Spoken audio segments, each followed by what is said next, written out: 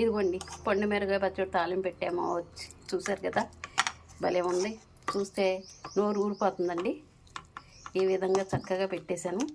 ఇదిగోండి చక్కగా చూపించాను కదా. మెంతిపొడి కూడా 1 స్పూన్, ఎందుకంటే మనకి 1/2 కేజీ పొండు మిర్చికి మీకు అన్ని లెక్కలు చూపించాను కాబట్టి 2 చెంచాలు మెంతులు, 2 చెంచాలు ఆవాలని చెప్పాను మీకు. అది ఏపీ మెత్తగా ఆడేసుకున్నాం అని అంతా వేయకూడదు. 1 స్పూన్ వేసాను అనమాట. ఇదిగో ఈ స్పూన్తో మెంతిపిండి ఆవుపిండి కలిపేసి ఆడేసాను కదా. ఇది 1 స్పూన్ వేసాను చాలు. కమ్మన వాసన వచ్చేస్తుంది. మొత్తం అంతా కాదండి, ఉన్న పచ్చడి కూడా చక్కగా అలాగా పెట్టుకొని ఇదిగో ఈ జాడీలో చూసారా ఆల్రెడీ.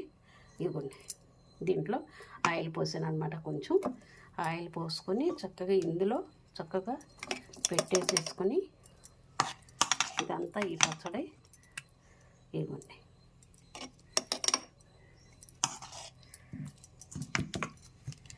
బాగుంటుందండి. ఎందుకంటే మొత్తం అంతా కూడా మీరు పెట్టుకోక్కర్లేదు తాలింపు. మీకు ఎప్పుడు కావలిస్తే అప్పుడు అయిపోయిన తర్వాత మీరు తాలింపు పెట్టుకోండి. చాలా కమ్మన వాసన వస్తుంది. ఎందుకంటే ఎంత కావాలో అంత ఉన్నది ఏం చేస్తాను, అది ఒక సీసాలో కానీ ఒక డబ్బాలో చిన్న డబ్బాలో కానీ పెట్టేసుకుని ఫ్రిడ్జ్లో పెట్టేసేయండి.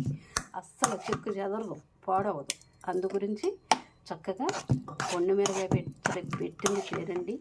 ఎప్పుడు తినేయాలని చూస్తున్నాను. అంత నెయ్యి కానీ అంత వేరుశనగ నూనె కానీ చక్కగా వేసుకుంటే ఎంత కమ్మన వాసన వచ్చేద్దంటే అంత కమ్మన వాసన వస్తుంది. ఓకే, పెట్టేసాం కదా, చక్కగా పెట్టేసాము. ఇవ్వండి. ఓకే, మీరు కూడా ఈ రకంగా చక్కగా పెట్టుకోండి. ఇది కూడా పెట్టేస్తాను ఇంకా మీకు. ఓకే, లైక్ చేయండి, షేర్ చేయండి, సబ్స్క్రైబ్ చేయండి.